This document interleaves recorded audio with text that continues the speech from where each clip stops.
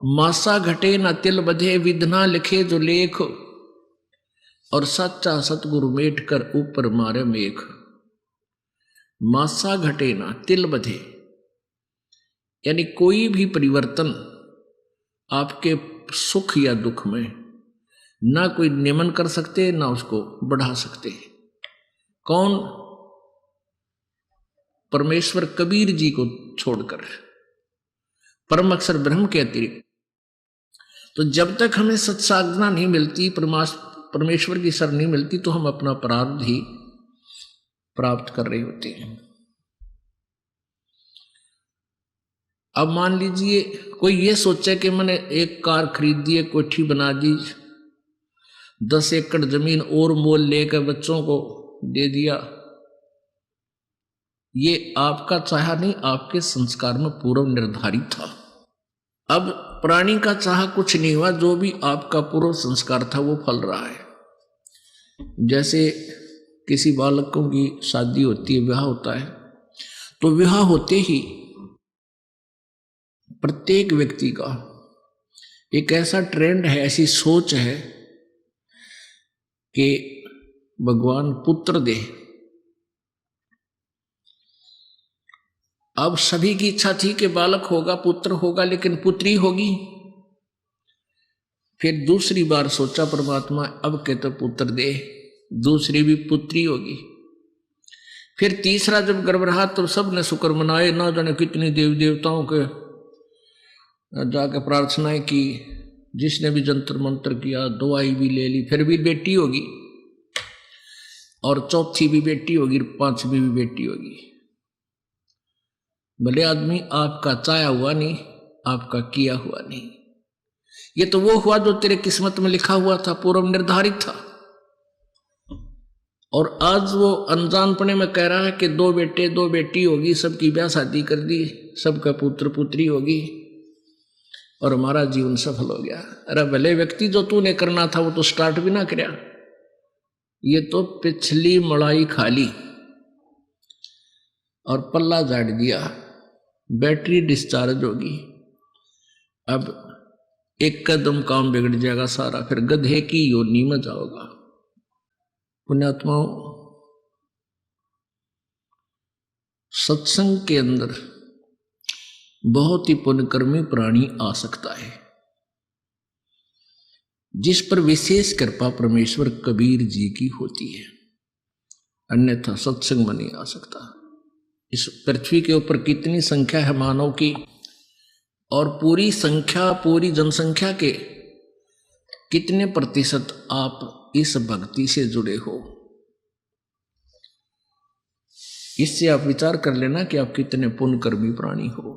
चाहे कोई दुख में आया है, चाहे कोई सुख में आया है, चाहे कोई अपना कष्ट निवारण करवाने के लिए यहां आया है, या कोई परमात्मा पाने के लिए आया है, दोनों ही पुण्यकर्मी प्राणी हैं। उनके पिछले जन्म जन्मांतर के शुभ कर्म, भक्ति वाले जो शुभ कर्म थे, वो बहुत ही पुण्य हैं, बहुत ही अच्छे हैं। और जो आज मान लिए किसी के पास धन ज्यादा है, पैसे वाला व्यक्ति है, वो भी परमात्मा की शरण में आया है, और एक बिल्कुल निर्धन आदमी है, बिल्कुल निर्धन व्यक्ति है, और वो भी शरण ग्रहण किए है, तो दोनों ही विशेष पुण्यकर्मी प्राणी हैं भक्ति सतर के।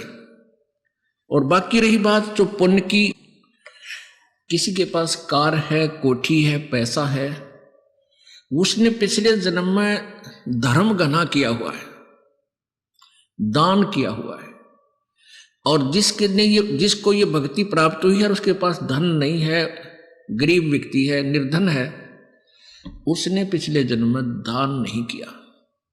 केवल दान का डिफरेंस है, ये कोई बड़ी बात नहीं बताई परमात्मा ने। लेकिन अब अपने सारे ज्ञान न समझ कर प्रॉपरली दान भी करे और नाम भी श्रवण करे। इस बात ने याद रखे कि पार होने तो उद्देश्य है अपना, सतलोक चलने का उद्देश्य तो है ही है। किसी कारण से पैर फिसल भी जावे और ना जाने पाओगे तो कम से कम नेक्स्ट जन्म हो भी गया आपके, जब तक ये फिर सतयुग कलयुग आएगा, तब तक कम से कम रोटी की समस्या तो हल हो ही पाओगे आप। इस दृष्टिकोण से भी आपने दान करना चाहिए। और फिर ये पांचों यज्ञ भक्ति रूपी फसल में ये खाद और सिंचाई का भी कार्य करती हैं। इस उद्देश्य से भी इसमें पीछे नहीं रहना चाहिए। अब दान की क्या व्यवस्था है? जैसे एक व्यक्ति के पास 2 करोड़ रुपये है और उसने 20,000 दान कर दिए, बहुत अच्छा दान है, कमाल कर दिया।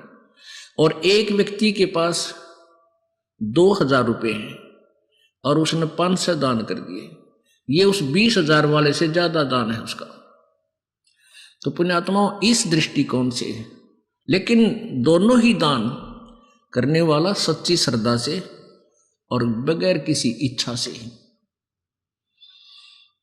उसके एक तो हम दान करते हैं प्रतिफल की इच्छा करके, प्रतिफल के भी मेरा ये हो जा, छोरा नौकरी लग जा, लड़का नौकरी लग जाए, एक पाठ कराऊं, या भैंस ठीक पैसे की बिक जाते, एक पाठ कराऊं, और भी कई चीज होती है, उसके 100 रुपये दर देता हूं, ऐसा काम हो जाए, ये तो आपका यही बराबर हो जाएगा। जो ऐसे आपने जो डिमांड कर ली बालक से और वो दान कर दिया, काम आपका होगा, लेकिन वो दान यहीं पैरेलल हो गया आपका, इसका आगे कोई बेनिफिट नहीं। और एक दान होता है नी इच्छा, बगैर किसी मनोकामना के पूर्णा के जो दान किया जाता है, वो दोनों फल देता है आपको। यहाँ की सुख जो भी आवश्यकता होगी आपको, वो अवश्य प्रभु देगा और उसका पुण्य आपको सत्य यानी आगे चलने वाली कमाई में भी आपको मिलेगा। परमात्मा कहते हैं, राम रटत दारिद्र भला, चाहे टूटी घर की छान, और ये सुंदर महल किस काम के जहां भक्ति नहीं भगवान। तो पुण्यात्मा, प्रसंग चल रहा है कि परमात्मा के दरबार में बहुत ही पुण्यकर्मी प्राणी आते हैं। वैसे तो परमेश्वर की चाह में, प्रभु की चाह में भोली आत्माएं कोई तीर्थों पर जा रही है, कोई संतों के पास लाखों और करोड़ों की संख्या में एकत्रित हो चुके हैं। उनके विषय में परमात्मा कहते हैं कि देखा देखी गुरु शिष्य बन गए, किया ना तत्व विचारा। देखा देखी कैसे जाते हैं? जैसे एक पंथ के, जो बहुत बड़ा पंथ है वर्तमान में, बहुत बड़े ज्यादा अनुयायी है उसके, तो उनके अधिक अनुयायी होने का कारण क्या था? एक बार एक शहर में, रोहतक में सत्संग हो रहा था पुलिस लाइन में। उन्हीं उस बहुत बड़े जन समूह, जहां लाखों करोड़ों की संख्या में बौड़ी आत्मा इस काल के दूता में फंसी बैठी है, उनका सत्संग हो रहा था रोहतक पुलिस लाइन में। कोई भगत करा रहा था, संडे रविवार का दिन था और हम भी वहां चले जाते थे। एक भगत रहता था हमारा पुलिस लाइन में, परमात्मा का भक्त। हम वहां गए तो देखा वहां सत्संग हो रहा। हमने इस दृष्टिकोण से सुना, वहां साथी था उनका मकान, उनके आंगन में बैठकर, तो वो क्या कह रहे थे कि आज कर्नल साहब आएंगे, प्रवचन करेंगे, बार बार ये रह रह कर कह रहे थे। और आसपास उन्होंने यही कह रहा था कि कर्नल साहब आएंगे और आज के प्रवचनकर्ता वो होंगे।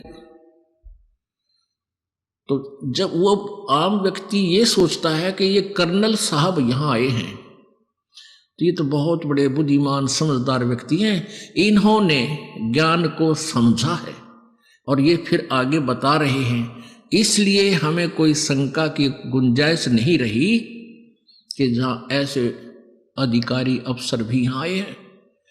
तो वो भोली आत्मा काल के जाल में नो फंसती चली गई। इब उस कर्नल साहब ने अपनी मिलिट्री के बारे में तो जानकारी हो सकती है, लेकिन अध्यात्म ज्ञान को वो के जाने। जैसा भी रंग उस नकली गुरु ने रंग दिया, उस भोली आत्मा ने स्वीकार किया और आगे फिर वक्ता बन गया। आप तो जीवन बर्बाद कर ही रहा है और लाखों हजारों की संख्या में काल के जाल में फंसाने का अपराधी और बन गया। तो वहां ऐसे चली गई बोली आत्माएं।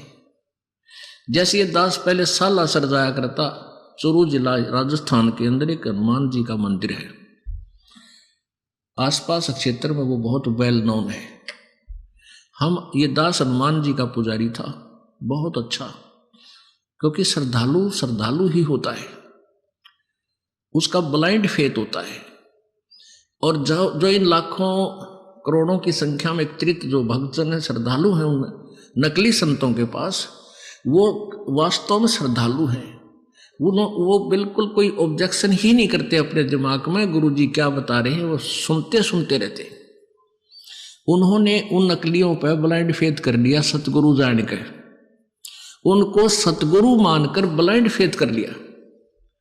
और वो है नकली, उनको कह भी नहीं पता। तो उस श्रद्धा की भावना का दुरुपयोग कर लिया उन काल के दूतों ने, और लाखों करोड़ों बूढ़ी आत्माओं को काल के मुंह में उलझा दिया। ये दास जब वहां जाता था सालासर गांव शहर में, उस नगर में, गांव है ग्राम सा छोटा, तो वहां क्या देखा करते, यहाँ की महिमा कि अभी ये राजस्थान का मंत्री आ रहा है, ओ भाई फिर तड़ कमाल की बात है। ये हरियाणा का सिरसा से मंत्री आ रहा है, ये एमएलए आया हुआ है। उनकी वहाँ गाड़ियाँ खड़ी होती, कोई गनमैन होते तो वो बताते थे। तो हम ये सोचते थे भाई फिर तो यहाँ कुछ ना कुछ बात जरूर है। अब बताइए, ये हमारा पैमाना था नापण का भक्ति और भगवान का, क्योंकि अज्ञान से परिपूर्ण थे, श्रद्धा गणी थी, चाह ज्यादा थी मालिक की, इसलिए अपनी अटकलों पर आप अटक कर खड़े हो जाते थे, भाई यही भक्ति होती होगी। और वहां के भक्ति होया करती, एक सूखा नारियल, अरे एक इतना कपड़ा लाल लंगोट, वो बोला करते उसका दजा, उस नारियल ने गधे नहीं खावे, ना उसमें गिरी कति सूखा खड़ंग, और वो चढ़ाया करते बाबा जी के माथे पे मारते। नो, वह इतनी बूढ़ी ही मूर्ति मंदिर में रखी, और शकल की भी कोई ना डंकी बासी आओ, बता के पूजा करते हम, किसे दिमाग खराब हो रहे थे हमारे। और भीड़ हो जाती गणी, नो मारा करते फेंक कर, शर्म लगती भगवान हनुमान गए की मूर्ति गए, और सफल हो जाते, भाई ठीक है हाजरी लाइए बाबा जी। इबड़ा बाबा जी बैठा था, मेरे ठग बैठे थे, वो 500 नारियल लाते होंगे, 500 नारियल सूखे, और उनको थोड़ी देर में फिर गिठड़ी नू की नू भरका बोरियों में बाहर दुकानों पर सेल कर देते थे। वहां मान ले 10 रुपए का हमें मिलता था, तो वो 5 में उल्टे दे देते थे उनको वापस। ऐसे वहां उनकी बाबा जी की पूजा चल रही थी। अब बजरंग बली हनुमान जी तो पहलवान आदमी था, अच्छा घी दूध फल केले खाया करता, और सूखे नारियल ने शर्मा मारा करता, और इतनी दजा वो बांध दिया थे कपड़ा उसके। तो ये पूजाएं थी। तो हमारा जो पैमाना था भक्ति के सतर को नापण का, वो कति बेकार था। ऐसा ही सभी का है जब तक तत्व ज्ञान नहीं होता। तो पुण्यात्मा, आपकी बहुत ही अच्छे पुण्य है जो आप मालिक को पहचान चुके हो, और जो देर में आवेंगे वो बहुत रोएंगे, बहुत पछताएंगे, क्योंकि वहां बहुत अच्छी आत्मा गई हुई है, बहुत ही नेक आत्मा उनका जा फंसी, क्योंकि जिनको चाह भगवान की वो अच्छी आत्मा तो है। अब उन पंथों से वापस आ रहे हैं और कति लुटपट गए। ऐसा बताते हैं कि मेरे पास 4 ट्रक चला करते थे, 2 कार थी, अच्छा एक फैक्ट्री ला रखी थी, और बड़ी श्रद्धा से प्रत्येक महीना हम उस गुरु जी के पास जाया करते थे जहां लाखों लोग इकट्ठे होते हैं।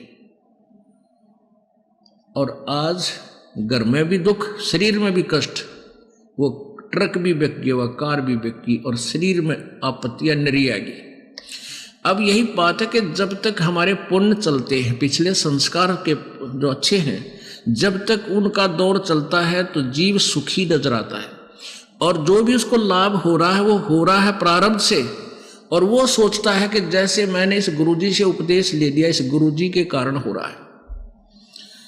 अब फिर उनकी विरानमाटी शुरू हुई, वह दुर्गति शुरू होगी, वह गुरुजी भी वही है और वह पूजा भी वही है। अब कैसे ये दुख क्यों आ गया, जबकि दुख तो सुख में परिवर्तित होना चाहिए। इतने उनकी बुद्धि काम नहीं करती। वहां से फिर चलते हैं दूसरे गुरु के पास, फिर तीसरे के पास, फिर यहां भी पहुंच जाते हैं। यहां पहुंचने के बाद फिर उनकी चौंध टूटे, उनके मोतियाबिंद का ऑपरेशन होता है कि हम क्या कर रहे थे रे, तेरा गजब हो, कहाँ थे, सिर था ना पैर था उस भक्ति का। एक मंत्र जानते हैं वह, कहते 2.5 घंटे सुबह बैठो, 2.5 घंटे शाम, और समाधि लाओ। हलना नहीं, टहलना नहीं, खाज भी नहीं करने की तो हो जाता है, नहीं तो डिस्टर्ब हो जाओगे। और फिर क्या होगा, बोला अंदर देखो, अंदर देखो, प्रकाश ही प्रकाश है, नूर ही नूर है। परमात्मा सतपुरुष कैसा है, वो तो निराकार है। फिर समाधि में के ढूंढेंगे, टट्टू ढूंढेंगे वह।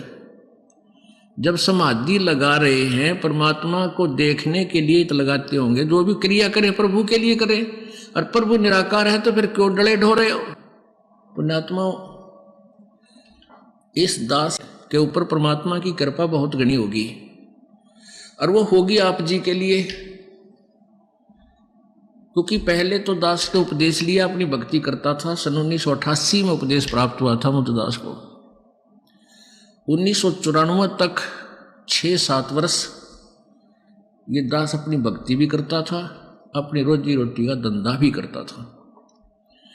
कोई ये स्वप्न में भी नहीं था कि इतने निर्मल भगवान की और ऐसे उत्तम ज्ञान की चर्चा इस दास ने करनी पड़ेगी। करने का आदेश हो गया। तो यदि ये आदेश ना होता तो आप ये दास अपनी भक्ति करता रहता, कभी स्वप्न में भी नाम नहीं, गुरु नहीं बनता, क्योंकि गुरु बनना तो अपना नाश कराना है। सारे सब का भार अपने सिर पे रखना होता है।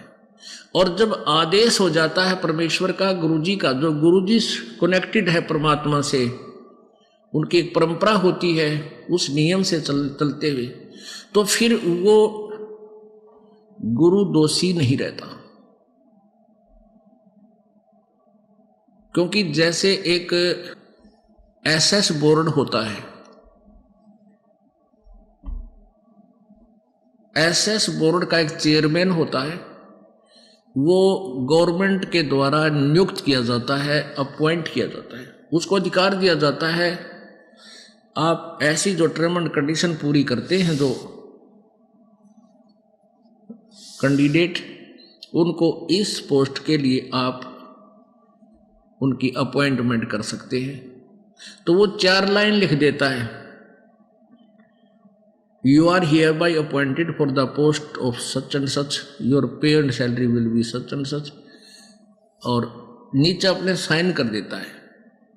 पेन भी सरकार का, इंक भी सरकार की, टेबल मेज कागज भी सरकार का, और साइन वो करता है। तो उसके द्वारा किए गए साइन से उस बच्चे को नौकरी मिल जाती है, कैंडिडेट को, और सरकार उसको तनख्वाह भी देती है, सारा भत्ता भी देती है, और उसको पेंशन भी देती है। उस चेयरमैन ने अपनी जेब से चवन्नी भी नहीं देनी पड़ती उस कैंडिडेट को। तो ऐसे सारा भार उस सरकार ने उठा लिया, केवल उसके साइन होते हैं। ऐसे ही ये दास को, इस दास को जब अपॉइंट कर दिया गया, नॉमिनेट कर दिया गया उपदेश देने के लिए पूज्य गुरुदेव जी द्वारा, तो वो सच्ची सरकार, वो परम अक्षर ब्रह्म कबीर देव जी, उन सभी आत्माओं को जिसको ये दास उपदेश दे देता है, जिसकी अपॉइंटमेंट कर देता है, उसको सारा सुख वो परमेश्वर कबीर जी, वो सच्ची सरकार देती है। दास की तरफ से कुछ नहीं जाता। और यदि मुझे ये आदेश ना होता और मैं फिर गुरु चेले बनाता। ठीक है, अपनी कमाई से 100, 200, 1000, 2000 को थोड़ा बहुत लाभ दे सकता था, लेकिन वो चेले भी नरक में और मैं भी नरक में जाता। अब परमात्मा के तत्व ज्ञान से मैं पता हुआ कि सबसे बड़ा शत्रु इस प्राणी का गुरुपद है, कि उसमें अहम आता है। अब पुण्यकर्मी प्राणी ही इस पद को प्राप्त करते हैं, गुरुपद को। जैसे ये गुरुलोक बने हुए हैं, जैसे राधा स्वामी पंथ जहां से प्रारंभ हुआ है वो है श्री परम धनी हजूर श्री शिवदयाल जी महाराज, आगरा पन्ना गली आगरा वाले, वहां से राधा स्वामी पंथ चला है। और वो पुण्यकर्मी प्राणी थे, पिछले जन्म के बहुत अच्छे संस्कारी प्राणी थे, जिस कारण से उनको ये चाह थी प्रभु की। उन्होंने कोई गुरु नहीं बनाया, शिवदयाल जी महाराज ने कोई गुरु नहीं बनाया, निगुरे थे। फिर उन्होंने ऐसे ही ग्रंथों को पढ़ा, किसी संत का अनुभव पढ़ा, कहीं सी ईंट कहीं का रोड़ा, कबीर जी का एक शब्द उन्होंने पढ़ा, करने नो दीदार महल में प्यारा है, हल्दी की गांठ लेकर पंसारी बन गए। एक करने नो दीदार महल में प्यारा है, इस शब्द को लेकर के उन्होंने सतलोक ले जाने का ठेका ले लिया। और उन्होंने उनको सतलोक के बारे में कै ख का भी पता नहीं था। श्री शिवदयाल जी महाराज जो इस राधा स्वामी पंथ के प्रवर्तक है।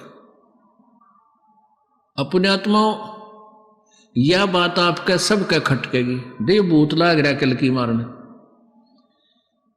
ये उसे है सारे जो शिवदयाल भी भूत बना था। अब दिखाऊंगा आपको, ये शिवदयाल जी भी भूत प्रेत बने, क्योंकि साधना गलत होने से फिर ये ऐसे ही दुर्गति को प्राप्त हो जाते हैं। अब पुण्यात्माओं, ये जो प्रसंग आ जाता है कि श्री शिवदयाल जी को भी ज्ञान नहीं था, बिल्कुल नहीं था, सतलोक का बिल्कुल ज्ञान नहीं था, ना उनके पास कोई भक्ति थी, ना उनके पास मंत्र थे। इस दास को कोई शौक नहीं है किसी की आलोचना करने का, लेकिन ये दास एक टीचर बना दिया परमात्मा ने, आध्यात्मिक शिक्षक टीचर। और एक टीचर का कर्तव्य बनता है, यदि बच्चे गलत ज्ञान ग्रहण कर रखे है, उन्होंने सवाल गलत निकाल रखे है, उसको ठीक करावे। पहले के किसी अध्यापक ने कोई प्रश्न गलत हल कर रखा है और सभी बच्चों ने वो नोट कर रखा है और उसी का रट्टा लगा रहे हैं, और दूसरा अध्यापक आता है, उसकी नजर चढ़ जाता है कि बच्चे गलत जो है ना प्रश्न हल किए हुए हैं, तो उसको ठीक करा देता है। उसका प्रथम कर्तव्य बनता है। तो इस दास का प्रथम कर्तव्य है कि जो इन नकली गुरुओं ने आउट ऑफ सिलेबस पढ़ा रखा है, तो सभी श्रोताओं को, सभी विद्यार्थियों को, प्रभु के चाहने वाले प्यारी आत्माओं को अपने सदग्रंथों के आधार से वो शास्त्र अनुकूल साधना का ज्ञान कराऊं। और फिर इस चीज का कैसे पता चलेगा भाई कौन सी गलत है, कौन सी ठीक है। अब ये दास राधा स्वामी पंथ वालों का भी साधना गलत बता रहा है, और धन धन सतगुरु वालों का भी सच्चा सौदा जो सिरसा वाले हैं, जगमाल वाले, इनका भी गलत बता रहा है। वो गलत है तो बता रहा हूं, नहीं मुझे शौक नहीं। आज एक इतना फॉरवर्ड हो गया है समाज, मानव समाज, यदि कोई किसी संत के बारे में कोई भी टिप्पणी करता है तो उस पर मुकदमे शुरू कर देते हैं। लेकिन ये दास 10 वर्ष से यही आवाज लगा रहा है, किसी की हिम्मत नहीं पड़ती जाओ कोर्ट का दरवाजा खटखटा दे। हाँ, बदनाम जरूर करने लगे, गुंडा है, बदमाश है, चोर है, उस आश्रम में बकवाद करते हैं। अब उनके पास ज्ञान तो रहा नहीं, फिर और क्या बोल रहे हैं। उनका उद्देश्य यही है कि जनता वहां जावा नहीं, रामपाल से नफरत करे, कहीं तुम्हारी पोल ना खुल जाए। तो ये कितने दिन तक चलेगी उनकी? अब ये चाल ज्यादा नहीं चलेगी, क्योंकि अब शिक्षित समाज है, बहुत बुद्धिमान मनुष्य है, मानव है, और सब समझता है ये कौन से कहां बोल रहे हैं और वास्तविकता क्या है। अब ये दास अपनी जबान से कुछ नहीं कहेगा, आलोचना नहीं कर रहा किसी की। जैसे एक बार किसी ने 1000 के नोट, 500 के नोट नकली छाप दिए, और सरकार ने क्या किया कि दोनों नोट, ओरिजिनल एंड डुप्लीकेट, दोनों टेलीविजनों में, समाचार पत्रों में प्रिंट कर करके दिखाए कि भी ओरिजिनल की यह पहचान है, डुप्लीकेट ऐसा होता है, सावधान रहना कहीं लुट ना जाओ। तो क्या सरकार आलोचना कर रही थी किसी की?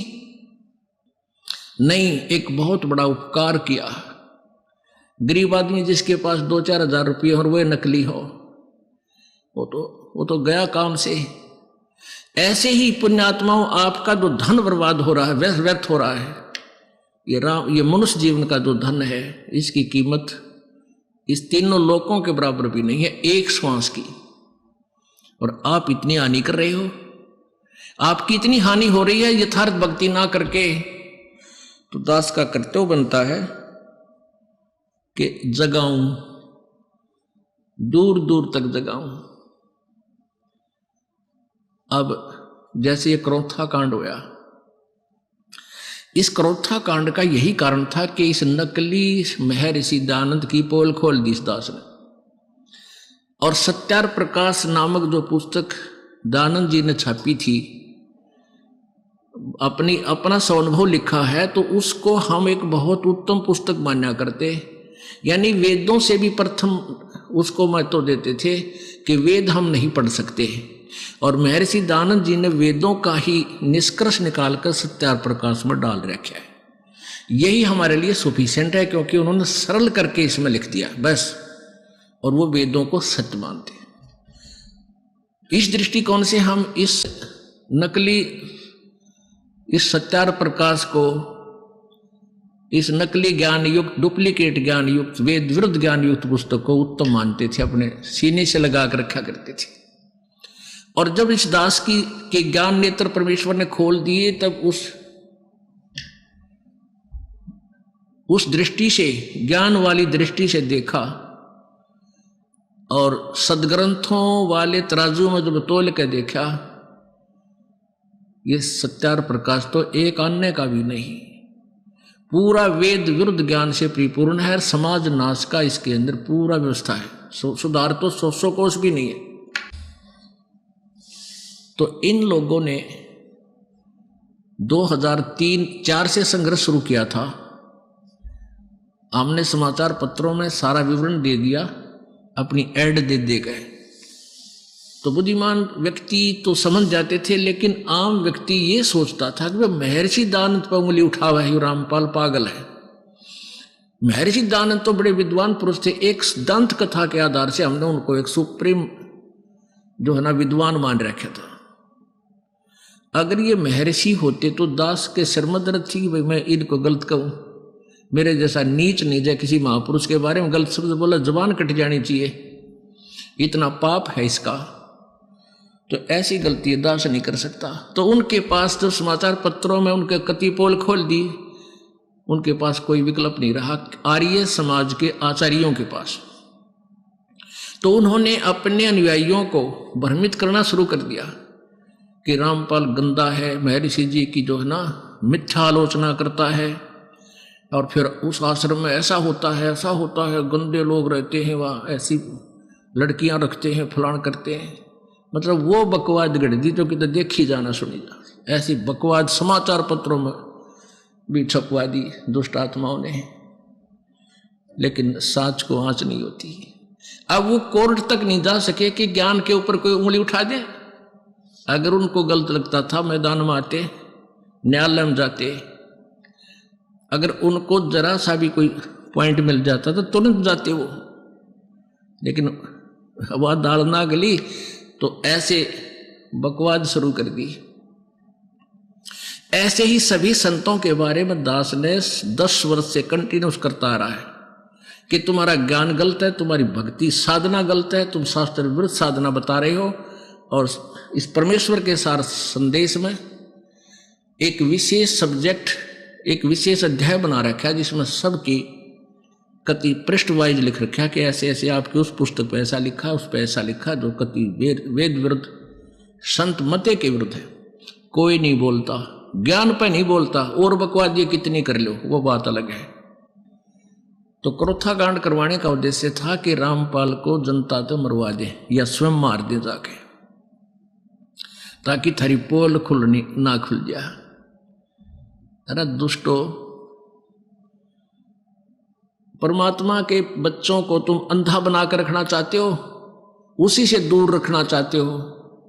जालिम लोगों, तुम्हारा कहाँ ठिकाना होगा। लेकिन अब शिक्षित समाज है, अब देखना क्या होगा। अब वो समय आने वाला है, दुनिया थूक क्या करेगी इन दुष्टों को। अरे निकम्मे, तुमने ऐसा जुल्म किया, हम 10 वर्ष पहले आ जाते शरण में, आज 10 वर्ष बाद आना पड़ा हमने तुम्हारे द्वारा की गई बकवादों को सच्चा मान के। पुण्यात्माओं, एक कथा है, एक बंजारा था, ये पुरानी कथाएं हैं। एक बंजारा था, बंजारा होता पहले बिजनेसमैनों को बंजारा कहा करते थे।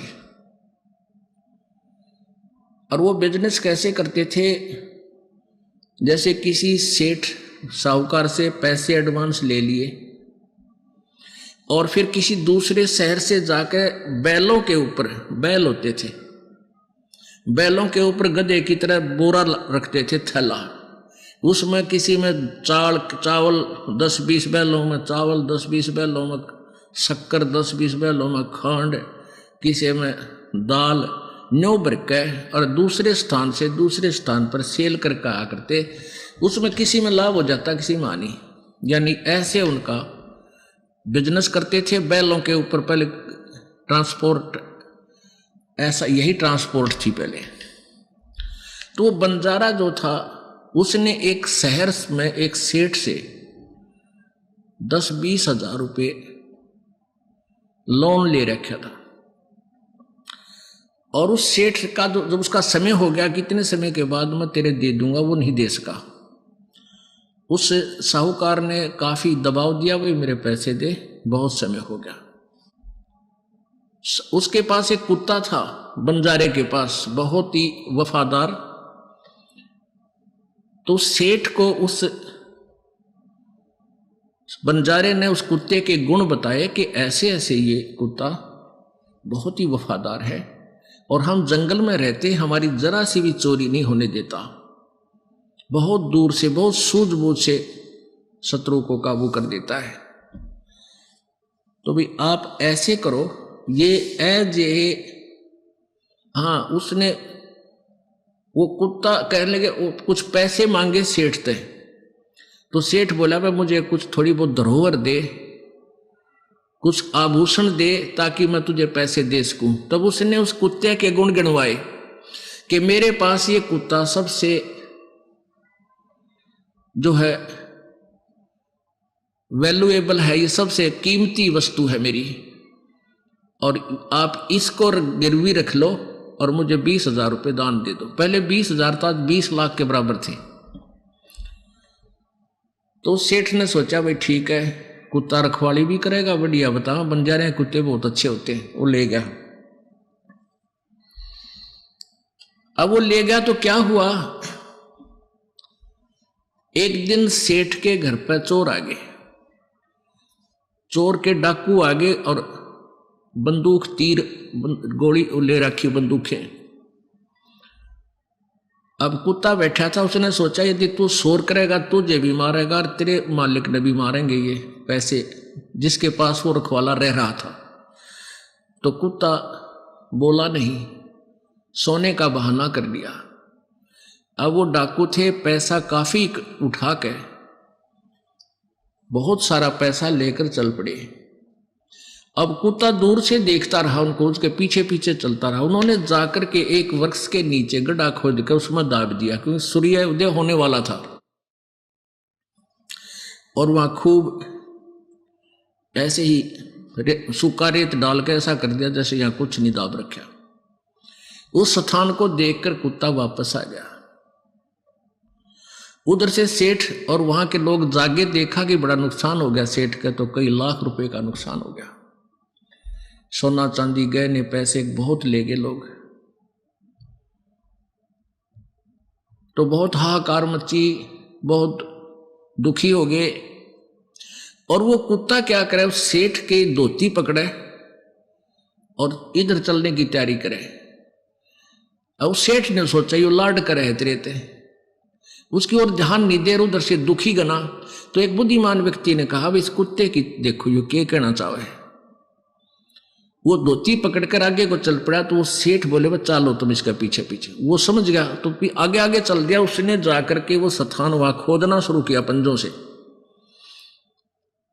तो बुद्धिमान लोगों ने वो खोदा तो सारा धन पा गया।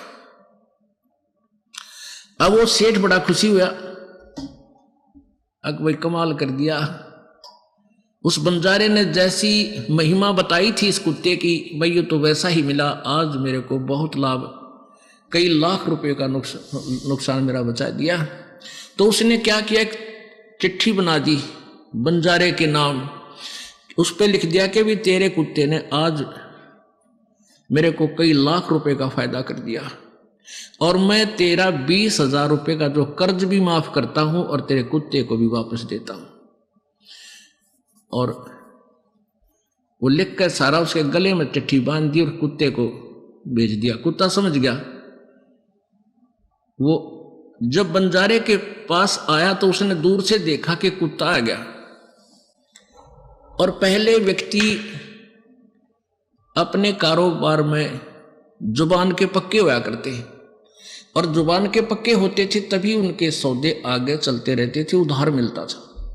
तो उस बंजारे ने सोचा, यो कुत्ता आज मेरी बेइज्जती करा दी इसने, और धोखा देकर उस सेठ को छोड़कर आ गया। और वो क्या सोचेगा कि उस बंजारे की सूझबूझ की चाल थी, इस कुत्ते को समझा के भेज रखा था, तू भाग जाइए, इसने तो मेरी नाक काट दी।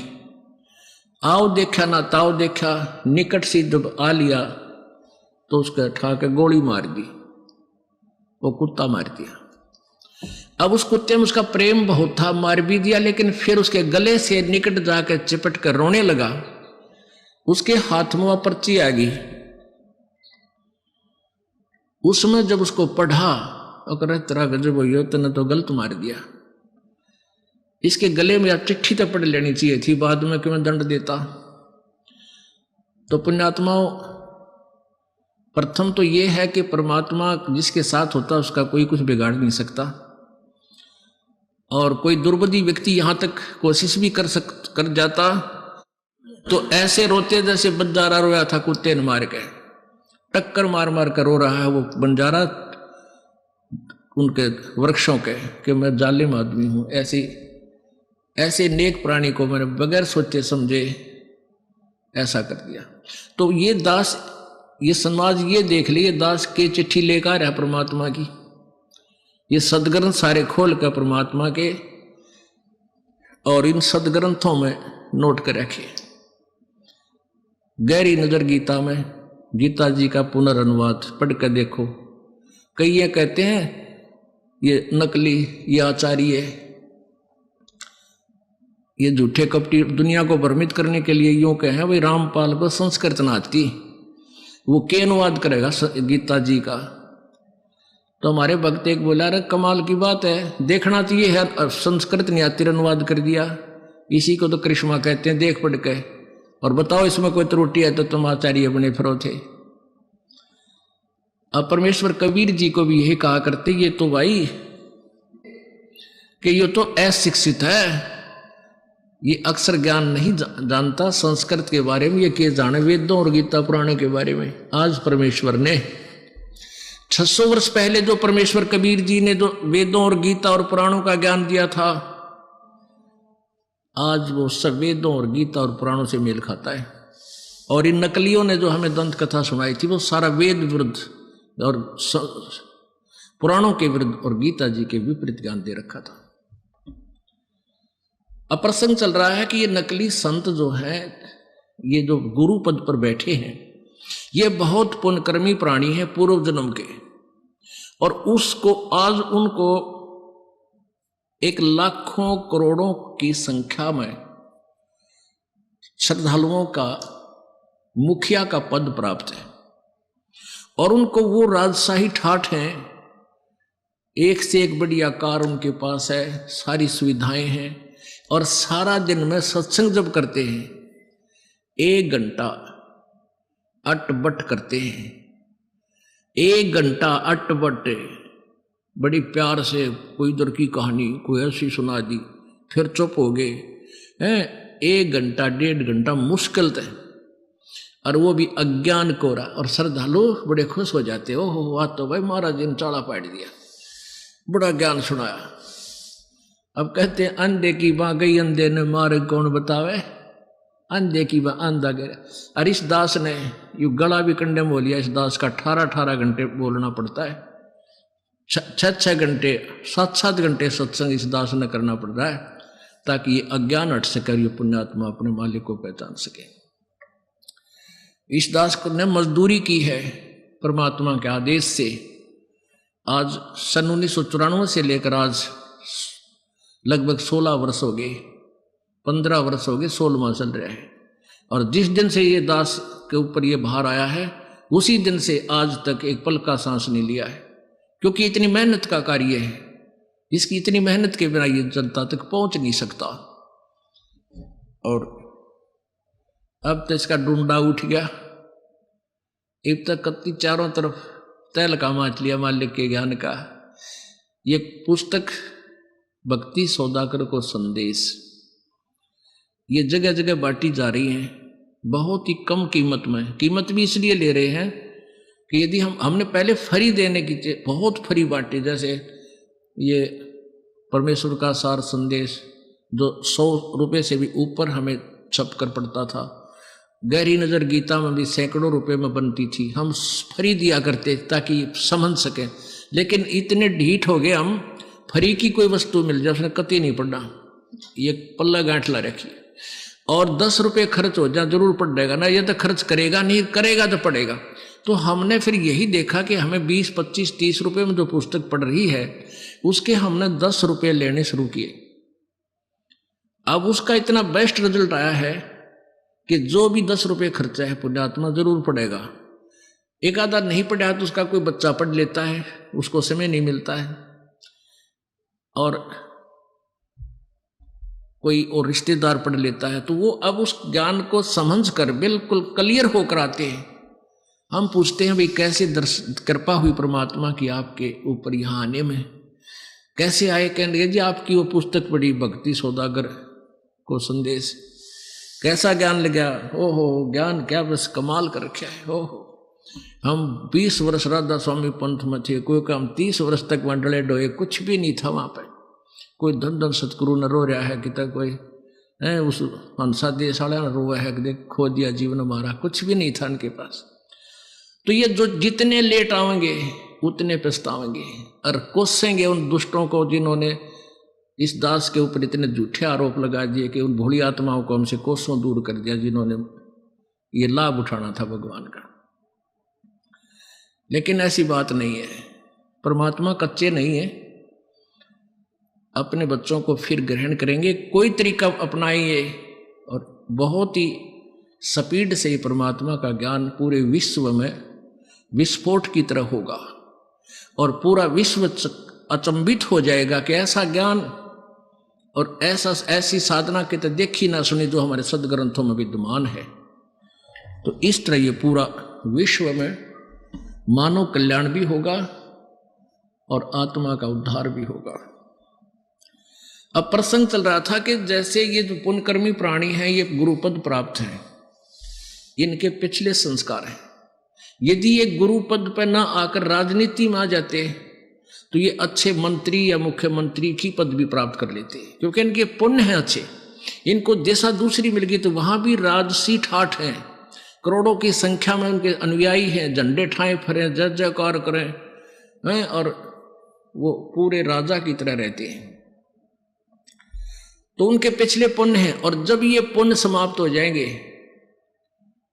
फिर इनकी गेला वह दुर्गति होगी या ठाई जाना दरीजा। अब कैसे हुई प्रमाण देते हैं दास कि राधा स्वामी पंथ के मुखिया प्रमुख यानी सुप्रीमो, जहां से ये प्रवर्तक, जहां से ये पंथ का उत्थान हुआ है, यानी राधा स्वामी पंथ के प्रवर्तक, पंथ प्रवर्तक श्री शिवदयाल जी की के दुर्गति हुई और उनको कैसा ज्ञान था वो आपको आपके समक्ष रूबरू कराते हैं। अब ये है नकली और असली नोट आपके सामने करना। दास अपनी तरफ से कुछ नहीं कहता, ना कोई मिलावट करता, ना किसी की आलोचना करने की हिम्मत रखता। केवल शिक्षा का समय है, शिक्षित समाज है, नकली और असली नोट आपके सामने रख देगा, आप देख लोगे और बच जाओगे, बच जाओगे। इस अनमोल जीवन को बर्बाद करने से बच जाओगे। अब ये पंथ जो है धन धन सतगुरु राधा स्वामी पंथ, ये राधा स्वामी पंथ से निकला हुआ है। धन धन सतगुरु तेरा ही आसरा, सच्चा सौदा सिरसा और जगमाल वाली बात। अब शिवदयाल जी इनके मुखिया हैं। अब शिवदयाल जी के ज्ञान से आपको परिचित करा देंगे तो अंडरस्टूड हो जाएगा। एक के कुएं का जल है, वहां से लेकर वहां तक कोई अंतर नहीं। अब ये क्या कहते हैं कि हम ये राधा स्वामी पंथ और धन धन सतगुरु पंथ, ये कहते हैं हम वेद और गीता को नहीं मानते। विशेषकर ये खासकर कहते हैं वो भी तो किसी ने लिखे हैं, व्यास जी भी तो इंसान थे, व्यास जी ने लिखे और हमारे गुरु जी ने जो ज्ञान दिया है ये वेदों और गीता से ऊंचा ऊंचा ज्ञान है। फिर हमने क्या जरूरत है वेद और गीता पढ़ने की, हम तो अपने सतगुरु के वचन पढ़ते हैं। अब वो सतगुरु के वचन दिखाता हूं आपको, ये बोल देखियो इनके महापुरुषों के, ये देख, ये सारवचन वार्तिक, सारवचन वार्तिक, सारवचन राधा स्वामी वार्तिक, हजूर स्वामी जी महाराज, राधा स्वामी सत्संग व्यास। ये कहाँ से छपा है? प्रकाशक हैं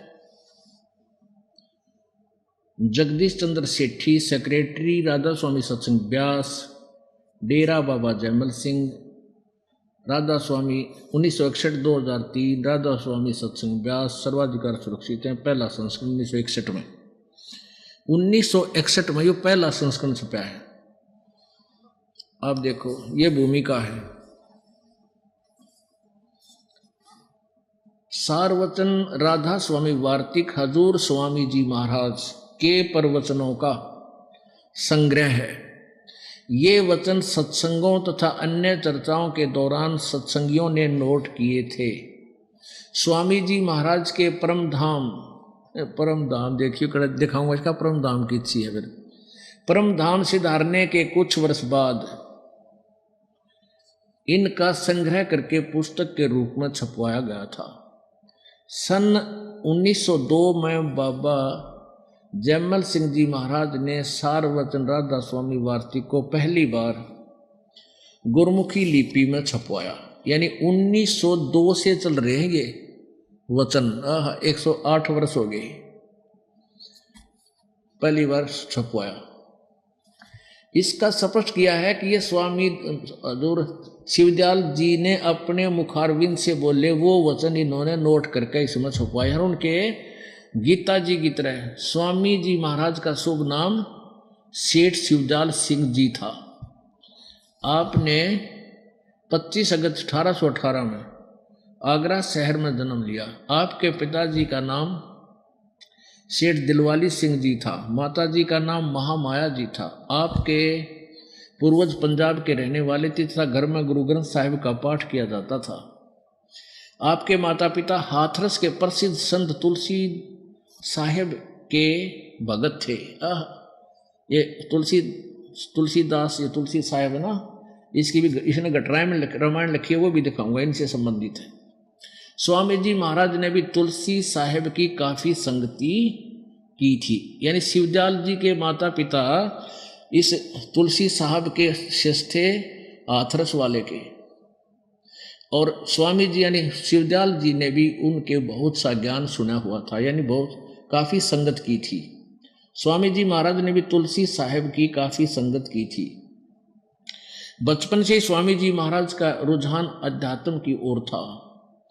आपने एक कमरे में बैठकर 17 वर्ष सूरत शब्द योग का अभ्यास किया और सन 1861 में बसंत पंचमी के दिन खुले तौर पर आम सत्संग और सूरत शब्द योग का उपदेश शुरू किया। कबीर साहब, गुरु नानक साहब, रविदास, दादू, पलटू, तुलसी साहब आदि महात्माओं का भी यही उपदेश था। देखे पीतल को इस सोने से ये सोना है इनकी वाणी और इस तो जोड़ रहे हैं। मैं बोले ये नबी उपदेश ये नाम दिया था। समस्तर वेद, मौलाना, रूम, हाफिज, अरे वाह। बाबा जयमल सिंह का जन्म जुलाई सन 1900, अच्छा ये नहीं, अब जो चलना है वो देखेंगे। अब इस पुस्तक के अंदर आपको दिखाते हैं, ये देखो स्वामी राधा स्वामी दयाल की दया, राधा स्वामी साहेब खुलासा उपदेश हजूर राधा स्वामी साहेब का, यानी शिवदयाल जी का। यहां से देखते हैं, ये प्रथम प्रारंभ है 13 पृष्ठ पे। सिर्फ काम इतना है कि इंसान यानी मनुष्य अपनी सूरत यानी रूह को उसके खजाने और निकास यानी मुकाम सतनाम और राधा स्वामी, सतनाम और राधा स्वामी में यहां मुकाम बोला है, मुकाम पहुंचावे बस। अब देखो इन्होंने सतनाम को यहां मुकाम बताया, सतनाम को ये देखिए, ये बताया कि यानी मुकाम सतनाम और राधा स्वामी में पहुंचाए। ये मुकाम माने स्थान, कौन कौन से? सतनाम भी स्थान और राधा स्वामी भी सतनाम। अरे वाह। आगे देखो, अब प्रश्न नंबर 14 पे, जितने भी आचार्य और महात्मा और अवतार और पैगंबर हर एक मजहब में हुए, वे सब अपने अभ्यास के जोर से अंतर में तरफ मुकाम असली के चले, पर सब के सब धुर स्थान तक नहीं पहुंचे। सो बहुत से तो मंजिल पहली पर और कोई दूसरी मंजिल पर पहुंचे, कोई बिरले साध और प्रेमी मंजिल तीसरी तक पहुंचे, और सिर्फ संत मंजिल 5वीं यानी सतनाम पर। अरे तेरा गजब मंजिल यानी स्थान बना रखा है सतनाम इन्होंने। और कोई विरले संत मंजिल 8वीं यानी राधा स्वामी पद तक पहुंचे। अब ये राधा स्वामी और ये सतनाम दोनों स्थान, इस स्थान से आदि सूरत राधा स्वामी स्थान से आदि में सूरत का तंजुल यानी उतार हुआ, यानी राधा स्वामी स्थान से नीचे सूरत आई। अब देखो, अब ये देखो आपने वचन नंबर 3 पढ़ा, गीता की तरह 2 लिख रखे हैं श्लोक इनके बना के परमानेंटली, देखो गड़बड़ ना कर दे। ये वचन था 1, ये पहला वचन जो अभी आपने पढ़ा प्रश्न नंबर 13 पे। अब 14 पे आपने पढ़ा वचन नंबर 3। अब वचन नंबर 4 में कमाल कर दिया, प्रश्न नंबर 15 पे वचन नंबर 4। अब समझना चाहिए राधा स्वामी पद सबसे ऊंचा स्थान है। राधा स्वामी सबसे ऊंचा मुकाम माने स्थान है, और यही नाम कुल मालिक और सच्चे साहेब और सच्चे खुदा का है। अरे वाह, जय हो बंदी छोड़ की अपना आत्माओं। कोई अनाड़ी नो कहे कि अब समझना चाहिए दिल्ली भारत की राजधानी है, ठीक है, और फिर कोई यूं कहे कि प्रधानमंत्री भी दिल्ली ही है, दिल्ली ही प्रधानमंत्री है, तो कितना तो समझदार होगा, उसको उसका ज्ञान कैसा होगा उस बड़ोद का। तो ये स्थिति है इन अजूर स्वामी महाराज जी की। ये देखो, अब समझना चाहिए, ये 4वां 4था वचन, प्रश्न नंबर 15 पे अब समझना चाहिए कि राधा स्वामी पद सबसे ऊंचा मुकाम है, यानी स्थान है, और यही नाम कुल मालिक यानी राधा स्वामी स्थान भी है, और ये सच्चे मालिक और सच्चे साहब का, सच्चे खुदा का नाम भी है। ये नाम कुल मालिक का भी है राधा स्वामी। और इस मुकाम से 2 स्थान नीचे, यानी राधा स्वामी स्थान तय 2 स्थान नीचे सतनाम का मुकाम है। अरे भले आदमी, यहाँ सतनाम का मुकाम और यहाँ सतनाम को खुद मुकाम बतावे, बता मुकाम सतनाम और वहाँ सतनाम का मुकाम, बता कोई सिर पैर है इनका? और तेरा गजब भैया। इस स्थान से देखो, इस मुकाम यानी राधा स्वामी मुकाम से 2 स्थान नीचे सतनाम का मुकाम है, यानी नीचे सतलोक है। ये अकय पद, अकय लोक को, अनामी लोक को राधा स्वामी कहे हैं, और उसने अगमलोक और अलखलोक छोड़कर तीसरा जो है 2 स्थान नीचे सतलोक को ये सतनाम कह रहे हैं। अच्छा आगे देखो नीचे, और है सतनाम का मुकाम जिसको संतों ने सतलोक, सतनाम को सतलोक, सचखंड और सार शब्द और सत शब्द और सतनाम और सतपुरुष करके बयान किया है। अरे थारा गजब भैयो, हे भगवान।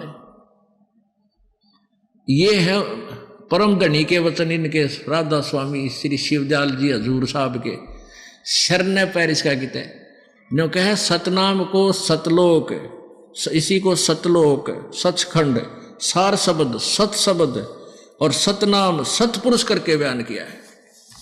अब किसी ने जिंदगी में कार देखी नहीं, ना तो सुन रखा है, और ना पेट्रोल देखा, ना ड्राइवर का बेरा, वो कित बैठ कर चलाया करेगा, कार होती कैसी है, कहाँ चलती है, सड़क भी सुन रखी है।